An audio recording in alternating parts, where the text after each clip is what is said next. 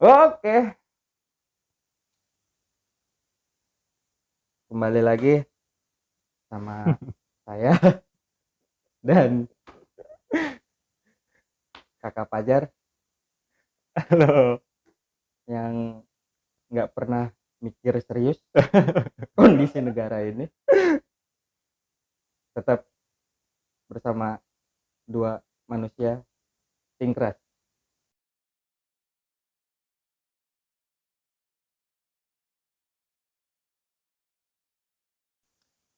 Buka masker ya, boleh ya? Oke, weh. Ya. Buat sahabat belum, saya mau ngomong dulu. Buat sahabat di luar TV, baik lagi bersama saya, The Power of CEO Pengangguran. Yang ingin masuk jadi pengangguran bisa kabari saya. Link dan nomor teleponnya ada di bawah. Kali ini kita akan membahas tentang ekonomi negara kita yang bisa kita bilang sedang semrawut. Bentar. Ya. Kan saya hostnya, Pak. Ih, mengapa sih kali-kali host mulu. Yang sedikit menurut saya agak semrawut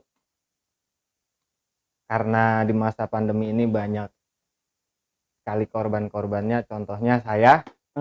Makanya saya diangkat jadi CEO pengangguran. Oke. Komisaris bukan, Pak? Dikit lagi. Dikit lagi. Kok biasanya dari CEO itu jadi menteri. Nah, itu dia maksud saya. Makanya Bapak diam dulu apa sih? Ngomong mulu dari tadi. Saya nggak kebagian jadinya kalau begini. Iya. Jadi gini, kita akan membahas masalah ekonomi. Karena percuma kuliah mahal-mahal, kuliah mahal-mahal ekonomi kalau masih pinter ngutang di luar TV. Jelek bener orang nyanyi. Lanjut. Oke, Bang Adri. Seperti biasa yang saya buka, gimana menurut Bang Adri, pandangan Bang Adri? Ya. Ini posisi apa nih? Tentang kamu atau host? Dulu. Ya merangkap aja. Ya. Oke. Karena kalau mau banyak duit harus begitu. Iya. Semuanya harus dimakan. Semuanya harus dimakan lah. Masa cuman jadi host doang, duitnya kecil. Iya. Mendingan semuanya dibabat. Pokoknya segala urusan lah ya. Segala urusan selagi segala duitnya urusan. tidak halal sikat. Salah. Selagi duitnya halal harus disikat. mau yang dicuci timah ke tambang ke, pokoknya proyek lah pokoknya sikat. Kalau ada proyek tuh ya. Iya. Asal mau masuk penjara mah. Yang penting semua jabatan diambil. Nah, itu dia yang penting. Oke, balik ke topik nih. Oke. Agak serius. Saya menobatkan diri sebagai Menkosaurus. Oh, Menkosaurus. Kepanjangannya? Itu dah. Pokoknya Bapak ini suka. Bapak kan CEO, saya Menkosaurus malam ini. Oke, kalau begitu. Oke, balik ke topik utama kita membahas masalah ekonomi. Bagaimana pandangan Bang Adri tentang ekonomi yang menurut saya sih agak semrawut di pemerintah kita? Itu kan Bapak jawab sendiri. Iya, maksudnya pandangan Anda seperti apa? Apakah yang harus dibenahi gitu kan? Yang dibenahi? Yang dibenahi mah sebenarnya banyak gitu kan. Cuman menurut Bang Adri itu apa yang? Jadi kapan saya mau jawab deh? Iya, makanya ini. Silakan. Apa tadi pertanyaannya? Pandangan Bang Adri. Nanya mulu dia nih, salah lagi. Pandangan ente. Bagaimana masalah ekonomi kita yang menurut saya ini sedikit semerawut gitu. Apakah yang harus dibenahi gitu? Gimana? Bagaimana pendapat saya? Pendapat Anda tentang ekonomi yang menurut Anda? Yang menurut saya rada semerawut. Iya, itu memaksakan jawaban saya nggak sih sebenarnya? Enggak lah. Oh, enggak. Ya kan saya menurut saya ini sedang semerawut. Nah, Bapak tinggal jawab. Iya, bagaimana nggak mau semerawut kan begitu. Bapak harus bisa merespon omongan saya dong. Iya kan, kita kan percuma mahal-mahal kuliah hukum kalau mentalnya kena. Iya enggak kan kita kan kebiasaannya dengernya begitu Iya. Bapak, ya kan. Mereka yang ngomong, mereka yang jawab. Mereka yang ngomong, mereka yang jawab. Mereka yang ngelakuin, mereka yang bilang hoax, Oh, kan gitu. gitu. Ya kan? Jadi harus diperjelas dulu konteksnya gitu maksudnya. Kalau menurut Bapak begitu, ya berarti menurut saya juga kan begitu. Kan Semrawut. kita kan berangkat dari hal yang sama. Berarti Iya. semrawut benar. Mm-mm. Apakah yang harus dibenahi Yang harus dibenahi ketika kita berpikir bahwa ekonomi kita memang sedang semrawut? jualan, Pak. Ngutang. Jualan. Enggak, iya nggak sih? Ngutang dong. Kalau ekonomi lagi semrawut itu ngutang. Ya karena balik lagi Pak, kalau ngutang nggak harus jadi menteri Pak. Gimana? Kalau masih mau ngutang itu nggak harus jadi menteri Pak. Nggak perlu jadi menteri. Nggak perlu jadi menteri. Seperti yang saya bilang kemarin, Oke. korupsi itu tidak harus jadi menteri. Jadi anak kecil pun bisa korupsi. Bisa korupsi. Korupsi Ngutang nggak sih? Korupsi bukan mengutang Pak, tapi mengambil hak. Utang yang dikorupsi? Bukan. Oh bukan. Kalau korupsi itu mengambil hak atas untungnya suatu pencairan. Nggak nyambung kan? Iya. Karena bahasa saya ini agak intelek gitu kan. Jadi ketika kita untung dari kesusahan masyarakat, itu yang disebut korupsi Pak. Korupsi. Kalau ngutang? Kalau korupsi. Oh iya, kalau korupsi. Kalau ngutang, Nah, kita lagi nggak punya duit, besok mau makan apa, nah kita pinjem tuh ke orang, itu namanya ngutang. Apalagi nggak dibalikin, kalau ditagih marah-marah. Emang negara nggak bisa makan? Ngutangnya banyak. Iya, makanya dari itu, menurut saya apa yang harus dibenahi? Pemerintahnya? Ya, jangan apa-apa pemerintah mulu dong, nggak bagus. Karena apa yang rakyatnya yang dibenahi, moral yang dibenahi. Karena rakyat itu tergantung pemerintah Pak. Semakin banyaknya pengangguran, berarti semakin menunjukkan bahwa ekonomi kita itu lemah. Mungkin kalau moral yang dibenahi bisa ngangkat ekonomi nggak? Nggak bisa juga Pak. Oh nggak bisa juga. Nggak bisa juga. Karena untuk membangun negara yang demokratis ini butuh ekonomi yang merdeka Pak. Ekonomi yang merdeka. Itulah kata Bapak Insinyur Soekarno kan. Seperti itu Pak. Indonesia yang merdeka. Emang apa sih? Bangsa yang merdeka. Bangsa yang merdeka. Bangsa yang merdeka. Gitu. Jadi menurut Bapak nih, Bapak lama-lama saya gedik dulu nih ya. Dari tadi saya nanya muter. Jadi apa yang harus dibenahi? Apakah pemerintahnya ataukah rakyatnya? Pemerintahnya. Berarti pemerintahnya yang harus dibenahi. Iya dong. Yang ngutang siapa? Yang ngutang pemerintah. Untuk yang bikin ekonomi morat-marit pemerintah. Emang? Iya lah Pak. Iya. Yang bikin utang tadi pemerintah. Yang salah rakyat. Emang? Karena kan utang pemerintah yang bayar rakyat Pak. Yang salah rakyat tuh. Yang utang pemerintah. Iya. Yang bayar rakyat. Yang salah rakyat. Karena bayar pajak. Kali begitu. Saya ngomong takut kan. Tahu-tahu ini lagi. Tukang bakso lewat. Iya, kan. Ngerinya begitu.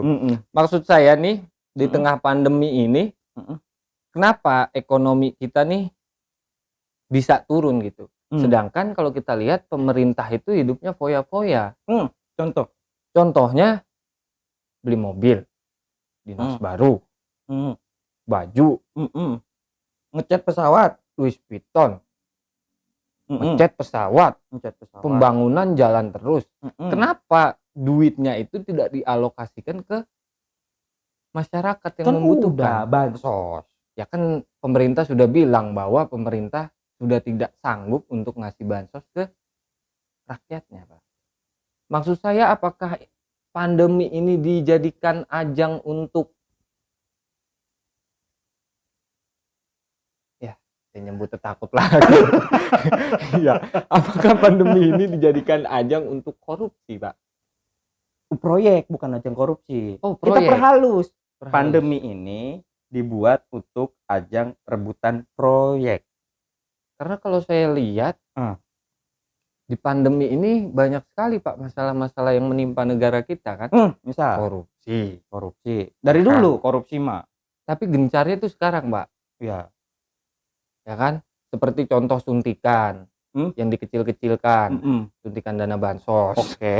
Kan itu yang tadi saya bahas di luar Saya tuh. kira mau suntik vaksin. Iya kan, makanya saya tanya, Bapak suntik vaksin itu suntiknya gede apa kecil? Kalau gede, Soalnya ada suntikan yang gede dipotong jadi kecil-kecil, suntikan dana bansos. suntikan dana bansos. Iya, dari Kalau yang 10.000 kecil mah bisa buat jadi rakyat, miliaran. ya kan? Ya, itu dia.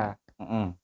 Makanya yang saya bilang itu, apakah pandemi ini dijadikan ajang untuk korupsi, untuk memperkaya diri gitu, Pak? Iya. Enggak. Bapak awas, hati-hati. Jangan seperti itu. Iya enggak. Maksudnya gini, bahwa banyak korupsi selama pandemi, iya. Tapi selama pandemi jadi ajang korupsi juga iya. Iya. Nah, korupsinya kan karena banyak proyek. Apa-apa karena pandemi, ya kan? Dikit-dikit Karena pandemi, ya kan? Mural dibantai karena pandemi.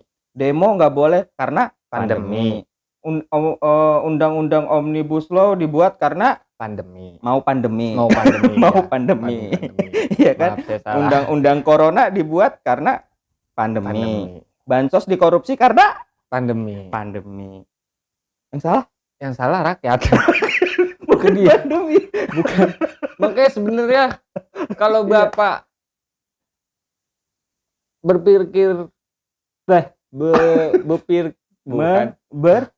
berpikir cerdas, yang salah ini sebenarnya pemerintah, Pak. Kenapa mudik itu tidak dilakukan saja, pulang kampung itu tidak dibolehkan saja harusnya? Karena yang mengakibatkan corona menetap di negara kita karena adanya mudik tidak boleh. Tapi orang Cina banyak yang datang. Nah itu dia, Pak, makanya ngikut. Kalau mudiknya boleh, harusnya nih corona udah pulang. Apakah anggota-anggota dewan kita, menteri-menteri kita ini nggak bisa gitu mengatasi pandemi ini, gitu kan? Paling nggak ekonominya lah. Tapi September ini udah mulai. Udah mulai apa? Mulai kusut lagi. kusut lagi. Iya. Saya tuh kadang kalau lihat PPKM level 4, PPKM turun level 3, PPKM level 2, udah kayak main Mobile Legend, Pak. Iya. Ada GM1, GM2, GM3. Saya biasanya mesen itu tuh, ayam geprek. Level 1, level 2. Iya. Kadang saya bingung, Pak. Kenapa kita tidak coba untuk bangkit gitu? Bangkit dari keterpurukan kita kan? Kenapa pandemi ini selalu dihalang-halangi dengan nanti kalau kita mulai pandemi corona akan meningkat, karena kita kalau melawan pandemi ini ntar akan begini, ntar akan begini. Kenapa tidak dicoba dulu gitu, Pak? Kenapa nggak dicoba dulu? Iya, karena kalau semakin seperti ini semakin menimbulkan bahwa ekonomi kita semakin lemah, Pak. Kan udah mulai dicoba September ini. Tapi PPKM tetap lanjut, Pak. Iya, tapi sekolah dimasukin. Sekolah dimasukin. Sekolah dimasukin, anak-anaknya enggak? Anak-anak sekolah sekarang dimasukin. Dimasukin. Tapi syarat utamanya vaksin. Kan? Iya. Emang anak-anak vaksin? Anak-anak enggak, tapi guru-gurunya wajib. Guru-gurunya wajib. Karena itu sebagai syarat utama, gitu kan? Maksud saya, kenapa tidak dari jauh-jauh hari melakukan hal seperti itu, melakukan tindakan seperti itu? Oke, sekolah kita masukin dengan syarat gurunya wajib vaksin. Muridnya wajib vaksin. Bayar uang gedung. Kalau nggak bayar uang gedung tiap bulan sekolah nggak masuk, bayaran jalan. Kalau nggak bayar uang gedung nggak bisa sekolah dia, Pak. Tapi kan sekolahnya nggak di gedung. Tapi nggak ada tuh sekolah bayaran ke rumah. Berarti besok diganti. Iya. Bukan bayar uang gedung, bayar uang sekolah. Bayar uang rumah. Kok bayar uang rumah. Oh iya. Kan sekolahnya di rumah. Iya. Nah, itu dia, Pak. Kenapa bisa itu? Apanya? Bayaran jalan, tapi sekolahnya di rumah. Nggak ada uang rumah. Listrik dari rumah. Kuota disubsidi dari konter. Sama yang kita beli. Iya. Bilangnya kan gitu, subsidi dari konter. Betul. Padahal banyak masyarakat yang masih mengeluhkan tentang kuota, Pak. Karena dia buat makan aja nggak bisa. Ini malah mentingin kuota gitu, Pak. Kadang kan saya kasihan juga gitu kan. Saya merasakan juga soalnya, Pak. Merasakan apa? Nggak punya duit beli kuota Buat WA. Bukan buat belajar. Bukan buat belajar. Ya, maksudnya kan itu contoh, Pak. Bahwa masyarakat kita ini butuh bantuan dari pemerintah gitu, Pak. Oke. Contohnya beras, sembako, kuota, listrik, kontrakan, kontrak.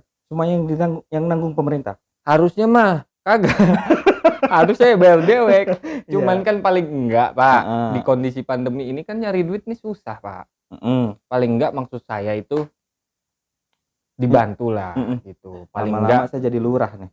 Biaya tanggungan biaya kontrakan ditangguhkan. Nanti ketika sudah normal baru bayar gitu kan. Bapak tuh dari tadi ngomongnya ke saya, seakan-akan presidennya. Ya enggak, maksudnya kan Bapak nih anak buahnya Dedi. Tukang ramban di belakang.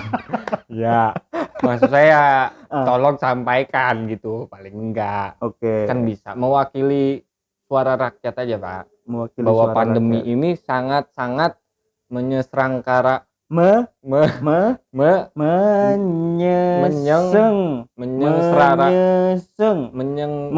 coba diulangi biar saya ulangi ya biar tidak ditertawakan ya. Menyengsara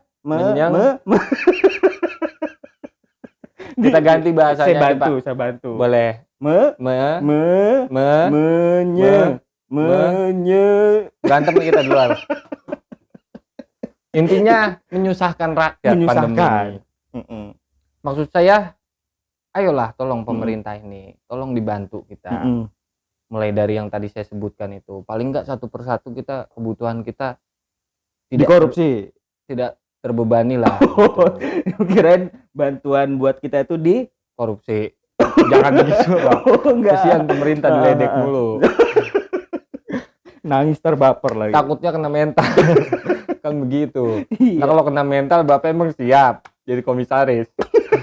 Kan enggak. Iya, jangan begitulah. Jadi begitu, Pak. Maksud saya anggaran kita ini tolonglah dikelola dengan baik. Oke. Jangan hanya bisanya dikorupsi terus. Ya kan? Karena anggaran yang dikelola dengan baik akan menunjukkan kualitas ekonomi kita yang baik. Bukan hanya kualitas ekonomi kita yang baik, Pak, tapi mencerminkan bangsa yang baik juga, Pak. Itu kata Ibu Sri Mulyani. Yang penting kalau kata Bu Sri Mulyani mah bukan itu. Gimana? Yang utang boleh gede, ya. Utang boleh banyak. Yang penting rakyatnya bayar pajak. Kan gitu kata Bu Sri Mulyani mah. Kalau ngutang banyak percuma, Pak, kuliah ekonomi mahal-mahal kalau masih ngutang. Begitu. Emang di buku ekonomi nggak ada utang? Loh, ada. Justru ini, Pak, iya, yang harus kenapa? kita rubah mindsetnya. Kita sekolah ekonomi itu agar tidak menimbulkan hutang. Biar balance. Antara pengeluaran dengan pendapatan. Kalau tidak mampu untuk berhutang, jangan berhutang. Tapi kan kata orang-orang tuh ya. Kalau nggak hutang, nggak semangat kerja. Itu benar. Ya, benar. Jujur, karena saya bukan. Kan ini masalahnya ngutang gede, kerjanya nggak semangat. Nah itu dia, Pak. Balik lagi kan yang saya bilang, kalau tidak bisa bayar, jangan menghutang. Gitu, jadi Pak, ibaratnya gini, kalau pemerintah tuh mereka yang utang. Kalau utang ini kan ya biasanya ya, kalau ngutang nih ya biasanya nih ya. Nggak apa-apa ngutang, itu penyemangat ya kan. Itu kalau Kalau orang rakyat, biasa, ya, kalau orang biasa kayak kita. Kalau negara biarin nggak apa-apa yang utang, yang kerja kan rakyat. Oke, Singkras.